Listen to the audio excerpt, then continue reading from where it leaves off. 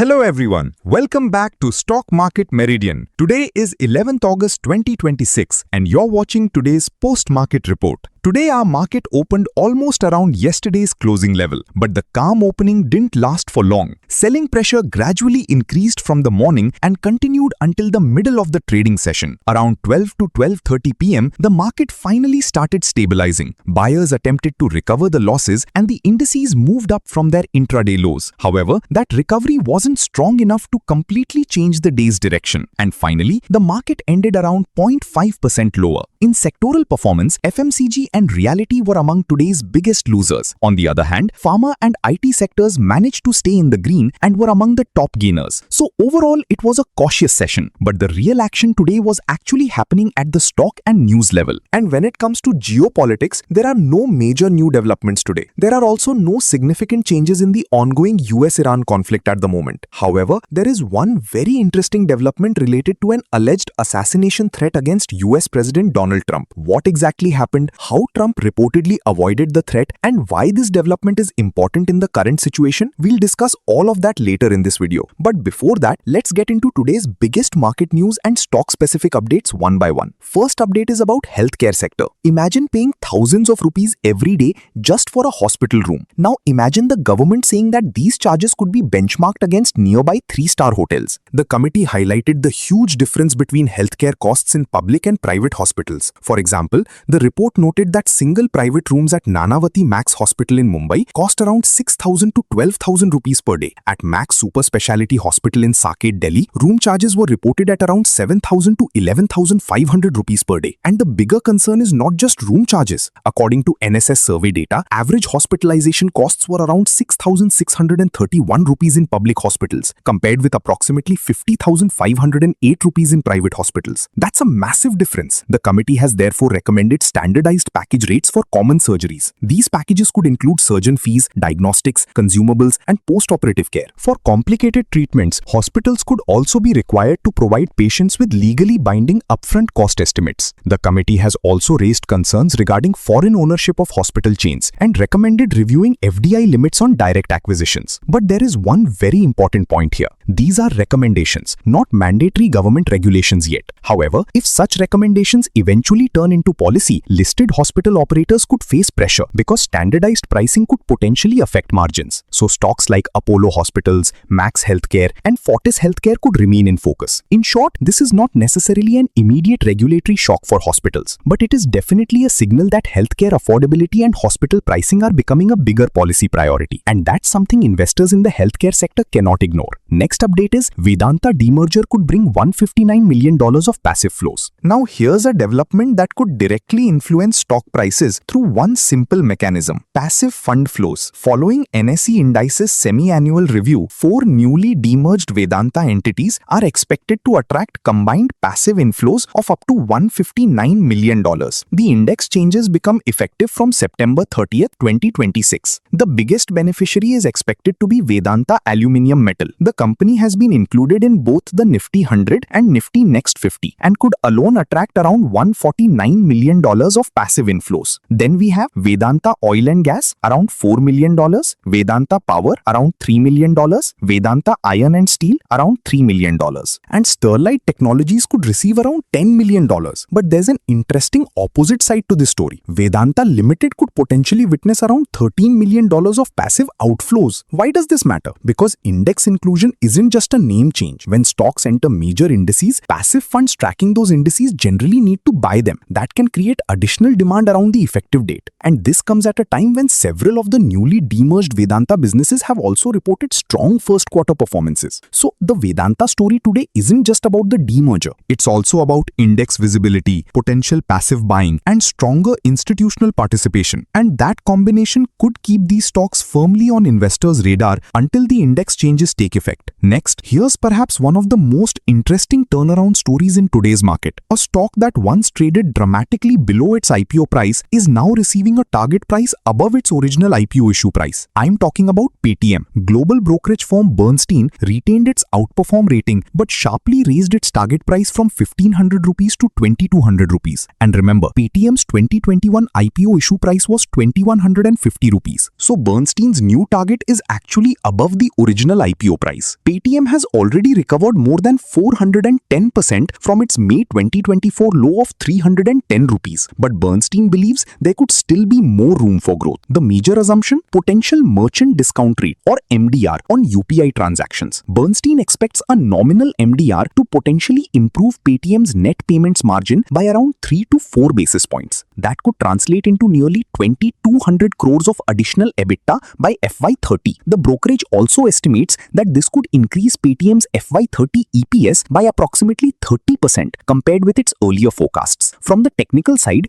Religare Broking highlighted the breakout above the 1,350 rupees consolidation zone. It sees potential upside towards 1,650 to 1,750 rupees. SBI Securities believes the broader uptrend remains intact as long as the stock holds the 1,440 to 1,450 support zone. And the momentum has been strong. Paytm has gained more than 12% in 1 week, around 18% in 1 month, and approximately 23% so far this year. So Paytm's story has clearly moved from survival and turnaround toward growth and monetization. But after such a massive rally, the question investors now need to ask isn't just can Paytm go higher? It's can the company's earnings growth justify the rally? And that's what the next few quarters will tell us. Now let's move from digital payments to something completely different, oil. And today, Oil India gave investors a very strong reason to pay attention. The stock jumped more than 5%, reaching around 478.80 rupees after reporting its highest ever standalone net profit for Q1 FY27. Profit after tax surged around 2.5 times year-on-year to 2,870 crore rupees, compared with 813 crore rupees last year. Crude oil production increased by around 11% year-on-year to 0.95 million tons, and crude realizations remained strong at around $98.73 to $99 per barrel. Its subsidiary Numaligarh Refinery Limited or NRL also delivered a strong performance. NRL's PAT jumped 167% year-on-year to 1,305 crore rupees, supported by a gross refining margin of around $35.95 per barrel. Management expects crude production to reach around 3.9 to 4 million tons in FY27, supported by plans to drill around 100 wells. And the strong numbers triggered positive reactions from brokerages. MK Global upgraded the stock to buy with a target of rupees 575. Elara Capital maintained buy with a target of rupees 672. Nomura retained neutral with a target of rupees 500, while Motilal Oswal maintained neutral with a target of rupees 485. So this isn't just a one-day stock reaction. Oil India's improving production profile, strong refining performance, and potential improvement in gas evacuation could become important drivers going forward. For now, Oil India has definitely delivered one of the stronger earnings stories of today's session. Next update is India's electric two-wheeler industry has been waiting for clarity on subsidies. And today, the government provided an important update. The Ministry of Heavy Industries amended the PM E-Drive scheme, with the overall scheme outlay standing at around 11,900 crore rupees. For registered electric two-wheelers, around 2,767 crore rupees has been allocated, covering a maximum of approximately 45.79 lakh vehicles. The incentive is set at 2,500 rupees per kilowatt hour, with a maximum benefit of 5,000 rupees per vehicle. However, the vehicle must have a maximum ex-factory price of 1.5 lakh rupees to qualify. The extension of the subsidy framework through 2028 was viewed positively by investors. Ather Energy gained around 4.5%, while Ola Electric Mobility gained around 1%. So today's update gives the EV industry something it badly needs: policy visibility. And when an industry is still scaling up, visibility on government incentives can be almost as important as the incentive itself. Now here's a stock that delivered a completely different kind of surprise: Aarti Pharmalabs. The stock surged around 33.4% over just 2 trading sessions, reaching approximately 896.05 rupees. The trigger was a massive improvement in quarterly earnings. Profit after tax jumped 65.4% year-on-year to rupees 76.14 crores. Revenue increased 38.7% year-on-year to rupees 535.79 crores. EPS also increased from rupees 5.08 to rupees 8.40. Another positive was the turnaround in its joint venture, Ganesh Polychem Limited, which contributed around rupees 7.41 crores to net profit, compared with a loss of rupees 1.80 crores last year. And the company isn't stopping with just better earnings. The board has approved a rupees 149 crore rupees capex plan for a new intermediate block. This expansion is expected to add around 405 kiloliters of manufacturing capacity within 1 year. There is also a management transition coming from October 1st. Rashesh C. Gogri will become managing director, while Hetal Gogri Gala will move to executive director. So when you put everything together, strong earnings, a turnaround in the joint venture, new capacity, and management changes, you can understand why investors reacted so strongly. For now, Aarti Pharmalabs has delivered one of today's standout earnings stories. And now, let's talk about a company that has been trying to transform itself for years, BSNL. The Department of Telecommunications has outlined a massive 77,000 crore rupee 5-year capital expenditure plan for BSNL. The objective is clear: expand 4G, strengthen the network, and eventually roll out 5G services in high-traffic areas. BSNL plans to add around 2 lakh new 4G sites, on top of the approximately 1.05 lakh indigenous 4G sites already installed. The government has also requested an additional 21,588 crore capital infusion for FY27, separate from the long-term capex plan. Despite heavy depreciation from infrastructure investment, the government expects BSNL to move toward operational profitability. The target is operational break-even around FY28-29. Revenue has already improved from 19,131 crore in FY23 to 23,259 crore in FY26, with FY27 revenue projected at around 26,407 crore. BSNL is also monetizing its infrastructure.